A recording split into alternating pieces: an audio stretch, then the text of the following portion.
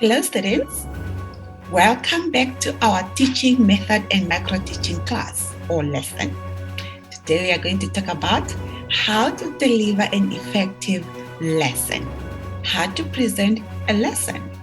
So when you enter that class, what are the do's and what are the don'ts? So let's start. So I'm going to share the slide for today, which is the key elements of effective lesson delivery. All right, so it's presented by your lecturer, Miss Alpha Dunyama. So let's start.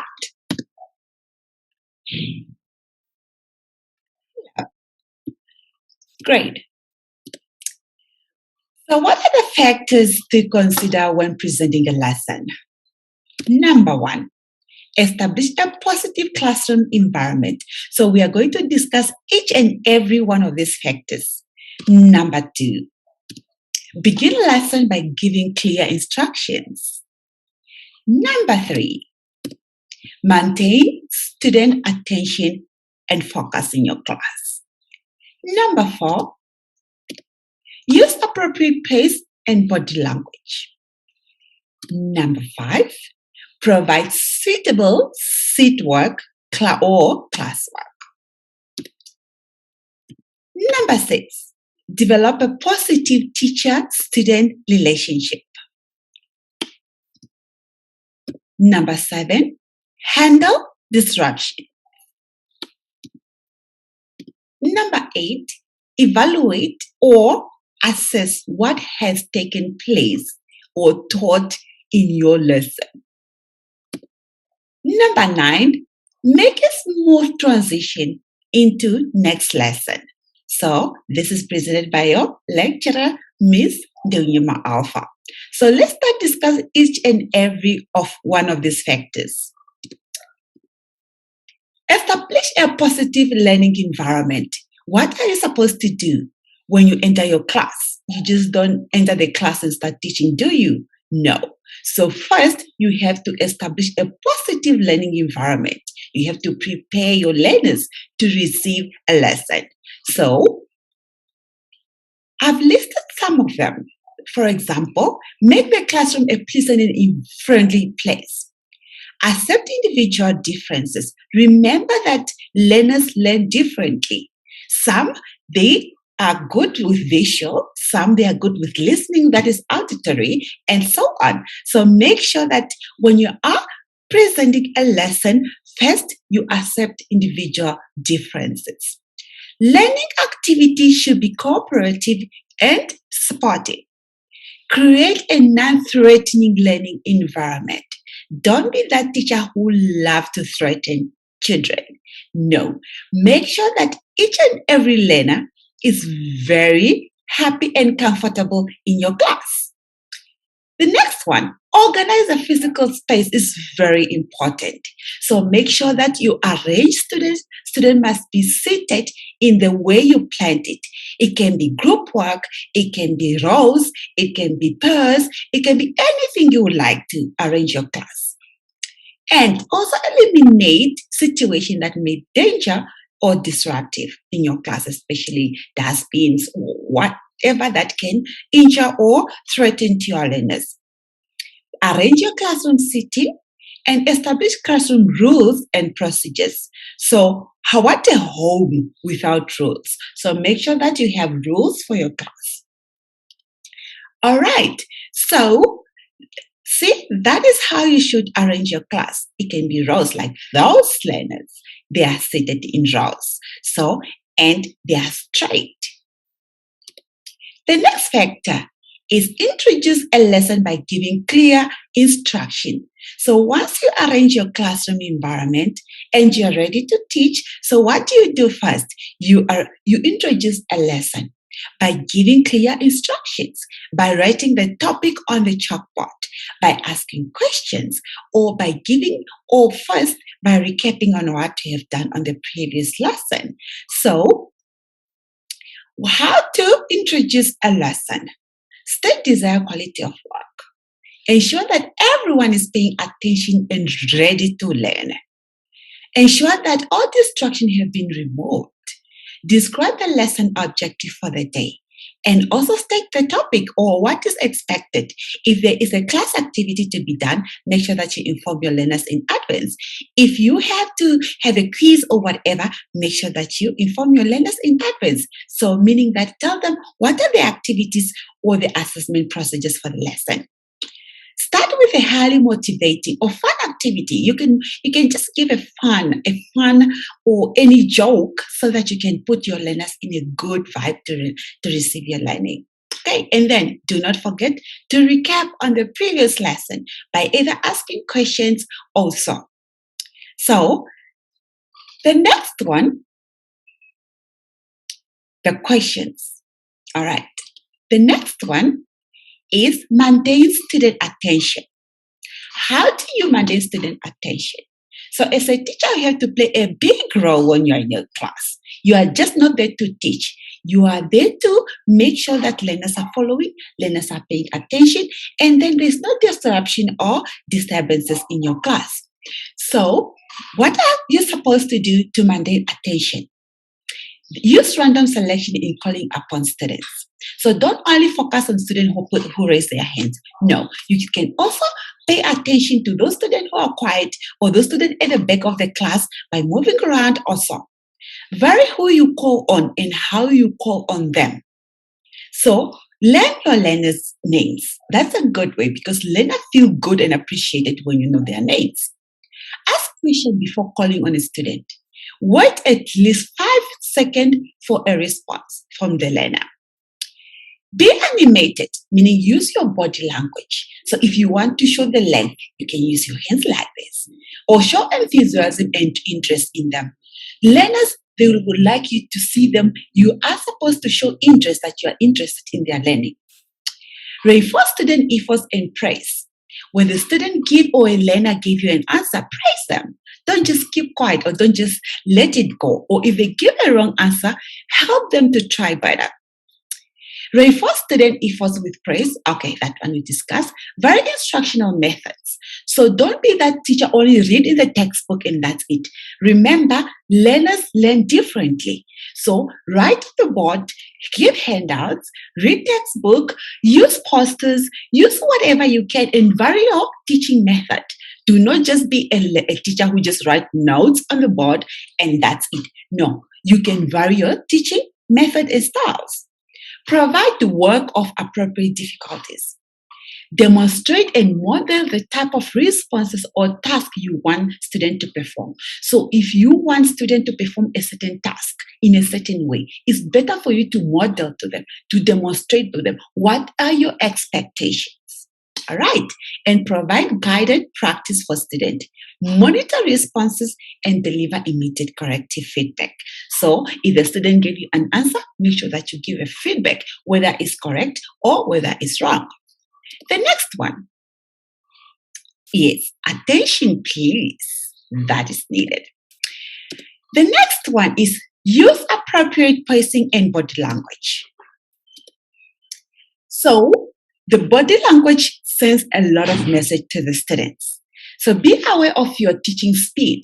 Don't teach too fast and don't teach too slow. Because remember the variety of students. Some students are fast learners and some students are slow learners. So make sure that you are controlling your speed when you are teaching.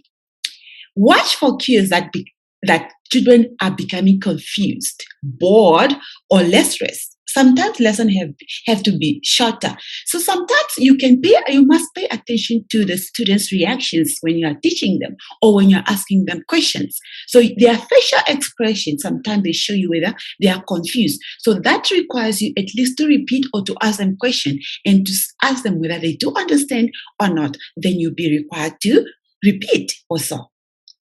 The next one, establish suitable seat work and classwork. So what are the seat work? That's just like a class work when they are in class and then they are doing some tasks or activities. So seat work should be diagnostic and prescriptive. Develop procedures for seeking assistance. Have a signal help or question signal.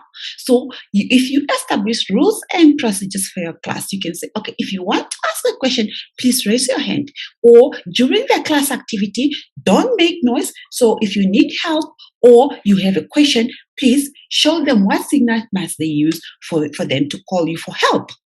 Develop procedures for what to do when finished work. Now, if you are giving a classwork, what must they do when they finish? Are they supposed to share or exchange papers? Are they supposed to submit them to you or what? Okay, develop procedures for what to do when finished work. Okay, that one is what we discussed. Move around to monitor seatwork and classwork. So don't just sit at the front of the class or behind the class. So move around so that you see that each and every learner is participating. And also for those who might need help, then you'll be able to help them. And vary method of practice. So the practice must be varied. Or the teaching, or don't just give the seat work the same manner every time. So today you can give a classwork in group work, tomorrow you can make it a pair work, the next time is individual work, sometimes it can be even a project, or you can go out. The next one is develop positive teacher-student relationship. That's very important. So don't be this difficult teacher and don't be this too good teacher as well. So you have to balance your relationship with your learners. So, for example, set a good example. Be a positive role model. Don't be a negative. So make sure that even the slow learners, encourage them to pass or to do better. Create an exciting learning environment for all students. I told you about it already. All the students must be treated equally and make sure that you vary because students are different. And they are from different backgrounds and different cultures as well. So, for instance, when you're giving an example in class, so if you have students from various backgrounds or with different language or culture, so do not give an example in your own cultures. No, make sure that you use English so that everybody can understand. Reward good behaviors. Create special activity that children will enjoy doing.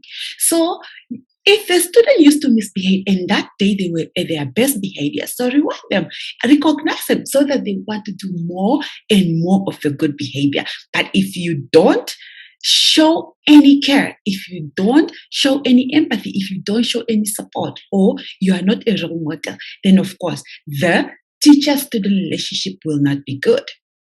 Correct misbehavior. Remember, you are going to work with learners from different backgrounds, from different families, from different areas. So, of course, misbehavior will be there. So learn, find a way to deal with it. Find a way to give consequences for misbehaviors, not punishment, not too harsh punishment. Of course, they have to be punished, for example, detention or whatever, and communicate them in advance. If you say, if you didn't submit your homework, this is the consequences. You will stay behind after class or after school and so on. The next one, handle disruption, is almost the same as the previous discussion. So, what to do? Keep it short and simple. Don't make your whole lesson to be a lesson for only correcting disruption. So make it short. If it's possible, you can ask a learner to come to your office after class so you discuss about it. Use a warning system.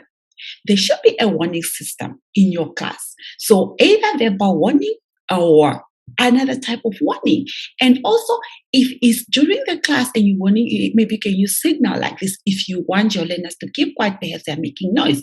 So find a way of using your warning system.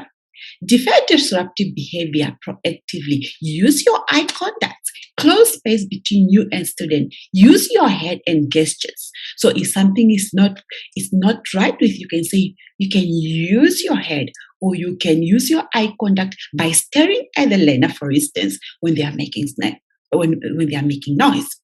Help students be successful. Please, you are there to teach this learner to become successful. You are there to teach learners to pass your subject. So make sure that you help them to achieve that. Use planned and ignoring. Sometimes you just have to ignore. You don't have to react to each and every disruption.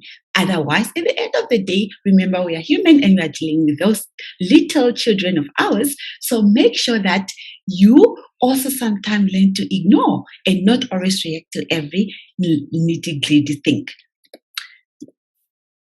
Assess and evaluate what you taught in your lesson. Who teach and you don't assess the objective to see whether your student they understood what you taught them. So at the end of your lesson, what do? You have to summarize the lesson and focus on positive gains made by the student. Make sure that you also focus on them. What was their contributions? Use surprise reinforce as a direct result of their good behavior. We spoke about that already. Determine if the lesson was successful. Were goals, objective accomplished? How do you do that? You can simply ask them questions. You can simply give them a chance also to ask you questions. That way, don't forget to give a homework or activity just for you to assess whether the learning objective for your lesson was achieved. Well, make smooth transition into the next lesson. Give them an idea what the next lesson is going to be about. If you want them to read on a certain article or you want to read them on a certain chapter in the textbook, refer them that tomorrow we are going to discuss the next chapter so that they will be ready for the next lesson. So have material ready for the next lesson if it's possible, or just a plan for the next lesson. Maintain attention of student until you have given clear instruction for the next activity or lesson. Do not do tasks that can be done by students. For instance, cleaning a chalkboard, passing out papers, collecting or handing assignment. Use monitor. Move around and attend to individual needs. And provide simple step-by-step instruction. Utilize a phrase and listen signal when necessary. Well, my quote. There is no footprint to become an effective teacher or to deliver an effective lesson. Create your own teaching and effective style. So each teacher will teach differently, different style. But what you must do is make sure that what you need is to teach the learning objective that is listed where in your syllabus. If it's to define, you can find different way of defining that concept. There is no one straight way of teaching. There is no a footprint to that. Bye, your lady. Thank you for listening. Any question, please put it down on my YouTube channel or on our blog. Until next time, bye. Bye. I'll see you next time.